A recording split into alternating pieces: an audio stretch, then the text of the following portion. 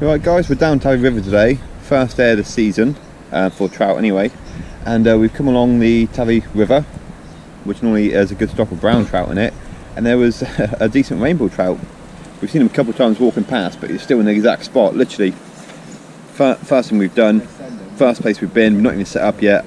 I jumped down off the bank, down with a right kerfuffle at first cast, went into a tree, didn't go well, ended up using Billy's rod because I lost my lure. Managed to run it past him and he absolutely smashed it. We've got the fight recorded, got pictures of the fish, about £2. Great start, really happy. But yeah, he was just down there off these railings. Here with Carl and Bill. Yeah. Literally just walked that through the car park and he was right there. Fish that I Nice little bit of wildlife. I don't know if you guys can see that, but it's with a duck on a nest with eggs. We'll leave her alone now, bless her. Lovely to see.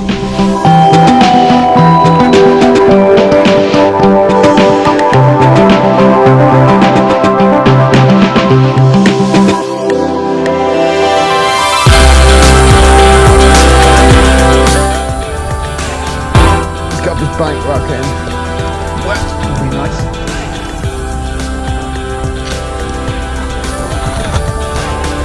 Cheers guys, I'm up. I'm up guys, I haven't face planted yet, there's still time. Alright.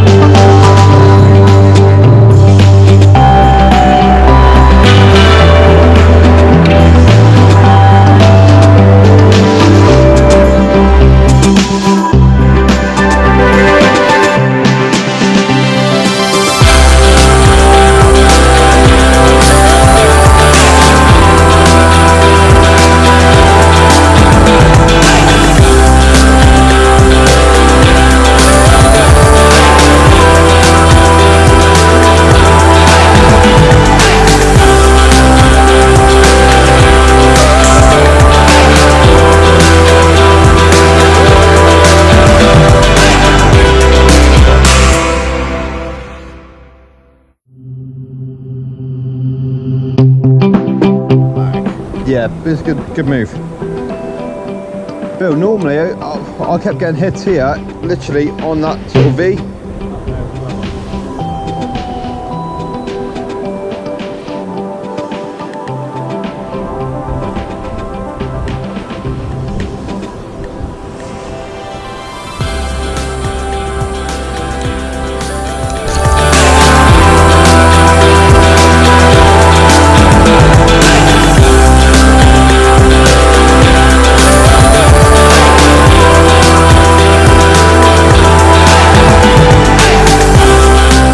How you doing?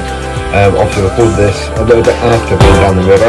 I wanted to edit the video and find out exactly what coverage I had, which was decent recording. Fortunately a lot of it wasn't that decent, to be fair. But yeah, I thought I'd run through quickly what types of spinners I'd normally keep on me when I'm mobile on a river like that, just lure fishing. I like lure fishing, you stay mobile, cover a lot of water. You need very minimal gear. I normally take one little white clear box full of different spinners and different lures. You know, a spinning rod, rucksack, maybe a drink with me, and just keep moving around. Best tip I can give you is just cover as much water as possible. And obviously if you see a fish, don't be afraid to just target that fish. Normally obviously there's one, there's more anyway. If you see any, you know, yeah, quite often, especially if you're going down the bank, you can spook it, but it's worth having a go, worth getting down there and trying to get your lure across it, you know. But yeah, these are different lures. One that actually caught with the rainbow trout, which to be fair seems to be quite nice hip to the trout. It's a nice little map spinner, nice little blade, rotates like that, not very heavy, a few grams. And this one particularly, the trout seems to respond quite well to the red spots on the blade. Minus that, I also do find, could just be coincidence, I don't know if there's any science behind it, a bronzy colour tends to get more response really than silver. Silvers do get a response, but I just seem to have general more interest with the brown trout and rainbow trout. down there that just for bronze. It might be coincidence, might not.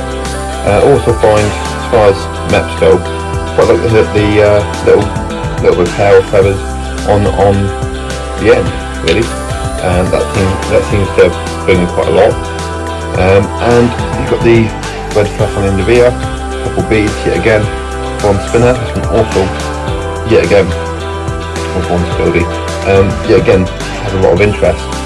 Minus away from the map spinners, I do want to keep some sort of spoon or small dexter wedge with me as well, because they're just normally a safe bet for any sort of lure fishing. A couple of jig heads, so I've got little bait fish imitation, another little jig head, little worm paddle tail. You know, all that does is obviously make me move it in the water. Always keep variation of different worms, imitation worms, big, small. If you want to go jigging or drop shotting, always handy. Artificial maggots, and again, nice long tail, sort of maggot style, worm style, both soft lure. You know, put a jig head through it, turn it into drop shot rig. It's just handy. They're all light, they're all easy to fit in a little box. So you normally snap swivels as well. Yeah, again, so it's just easy to change those over. Normally a couple of little bits of shot as well, just in case if I put on a really light lure and all I've got is the line is a bit heavy or whatever and I'm struggling to cast there, just grab a little bit, you know, put something up the line just to give me a bit more weight so I can get it a bit further. But yeah, just get out there, you know, keep moving, cover water.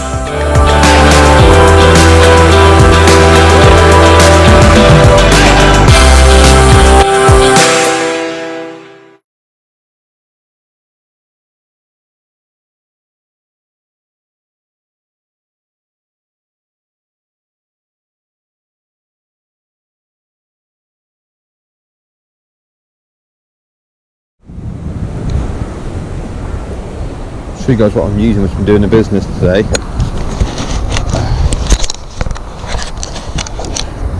Same style what I had the rainbow trout on, just a nice little net spinner, nice and light, bit of flash in the water.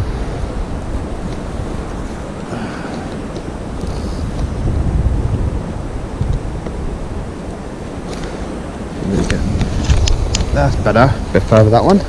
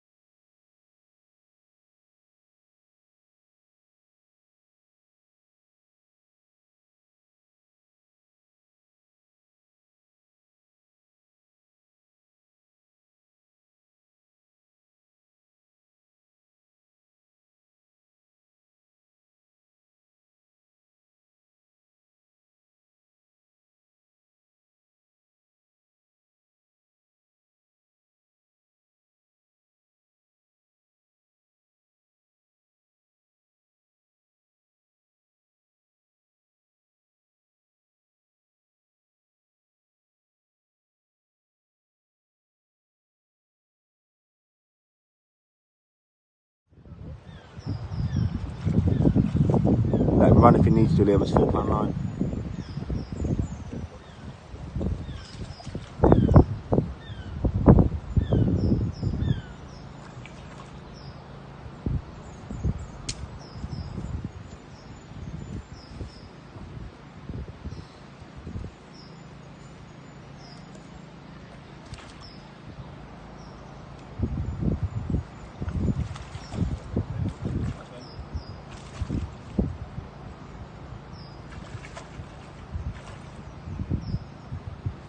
Let a bit more line out, rod tip up. Rainbow trout. Yeah, I haven't had one yet either.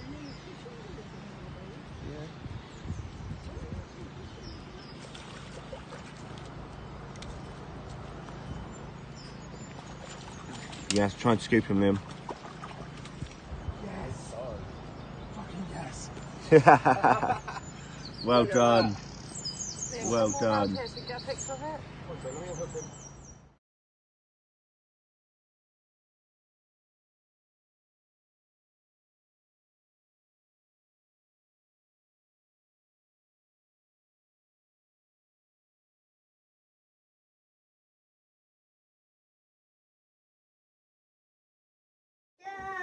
Right guys, there you go. You know, I caught a £2 rainbow trout. First one for me. I've never been anywhere to even try and fish from. But yeah, I'm over the moon. You know, I've had brownies, but yeah, it's my first rainbow and it was £2. You know, and it was on a lure. Great, I'm over the moon. Really, really over the moon.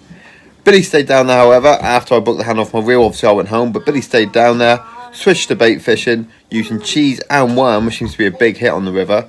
Yeah, pictures coming up of what he's caught.